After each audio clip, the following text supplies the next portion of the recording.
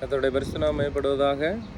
இந்த நாளிலே நாம் காலை வேளையிலே ஆண்டோடைய வார்த்தையை தியானிக்கும்படியாக சங்கீதம் 2ஆம் சங்கீதம் 11-12 வசனத்தை நாம் படித்து தியானிக்கப் போகிறோம். பயத்துடனே கர்த்தரை சேவியுங்கள், நடுக்கத்துடனே களி கூறுங்கள். குமாரன் கோபம் கொள்ளாமலும் நீங்கள் வழியிலே அழியாமலும் இருக்கும்படிக்கு அவரை முத்தம் செய்யுங்கள். கொஞ்ச காலத்தை அவருடைய கோபம் பற்றி எரியும். அவரை அண்டிக் கொள்கிற யாவரும் பாக்கியவான்கள். பயத்துடனே கர்த்தரை சேவியுங்கள். ஆண்டோடைய வசனம் சொல்லுகிறது, பயத்துடனே கர்த்தரை சேவியுங்கள். அப்போ நம்ம ஆண்டவர் சர்வ வல்லமையுள்ள தேவன் தான். நிச்சயமாய் அவருடைய ஒரு பயத்தோடு தான் ஆண்டவரை நாம் சேவிக்க வேண்டுமாம். ஆமென். பாருங்கள், பயம் என்றால் என்ன, பயத்துக்கு என்ன உதாரணம் என்று கேட்டால், ஆண்டவர் மனவேதனை பட்டுவிடக்கூடாது என்ற அந்த ஒரு பாரம். நாம் செய்யக்கூடிய காரியத்தினால் ஆண்டவருடைய மனம் வேதனைப்படக்கூடாது. அதில் நாம் கருத்துள்ளவர்களாய் காணப்பட்டால் நிச்சயமாய் நாம் ஆண்டவருக்கு பயப்படுகிறவர்களாய் வாழ முடியும்.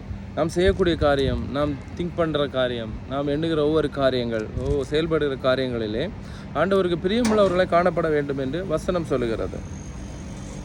நடுக்கத்துடனே களி கூறுங்கள் என்று வசனம் சொல்லுகிறது. பாருங்கள், நடுக்கத்துடனே களி கூற வேண்டுமா? கர்த்தர் இருக்கிறார், கர்த்தர் நம்மோடு கூட வாசம் பண்ணுகிறார் என்ற நடுக்கம் நம்முடைய வாழ்க்கையிலே காணப்பட வேண்டுமா? ஆமென். அதே போல் ஹல்லேலூயா, குமாரன் கோபம் கொள்ளாமலும் வழியிலே அழியாமலும் இருக்கும்படிக்கு அவருடைய பாதத்தை முத்தம் செய்யுங்கள் என்று ஆண்டவர் சொல்லுகிறார். வசனம் தாவீது சங்கீதம் சொல்லுகிறார். பாருங்கள், நாம் கடைசி காலத்திலே வாழ்கிறோம். ஆண்டவராய் இயேசு கிறிஸ்து வருவதற்கு தயாராய் காணப்படுகிறோம். அவர் வந்தால் அவரோடு கூட பரலோகத்துக்கு செல்கிறவர்களாய் நாம் காணப்பட வேண்டும்.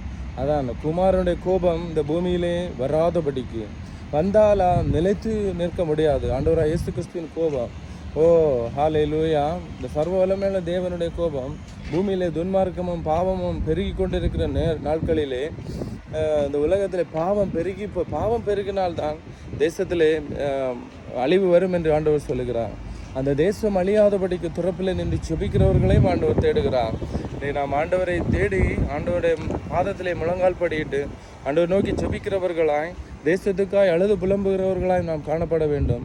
அதே போல் நடுக்கத்தோடு ஆண்டவரை தேடுகிறவர்களாயும், அதே போல் அவர் கோபம் கொள்ளாதபடிக்கு அவருடைய பாதத்தை முத்தம் செய்யுங்கள் என்று இயேசு கிறிஸ்துவின் பாதத்தை முத்தம் செய்கிறவர்களாய் எல்லா சூழ்நிலைகளிலும் நம்ம வறுமையின் காலங்களில் காணப்படலாம், ஐஸ்வர்ய காரியங்களை காணப்படலாம்.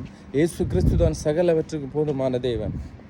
இந்த வார்த்தையினா ஆண்டவர் நம்மை ஆசீர்வதிப்பாராக. ஆண்டவருடைய கரம் நம்மோடு இருக்கட்டும். தேவனே, உங்கள் பாதத்தை நாங்கள் முத்தம் செய்கிறவர்களாய், அப்பா, பயத்தோடு நடுங்கி களி கூறுகிறவர்களாய் எங்களை மாற்றுங்க.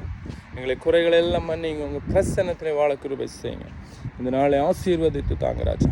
இயேசுவின் நாமத்தில் ஜெபிக்கிறோம் நல்ல பிதாவே. ஆமென், ஆமென், ஆமென்.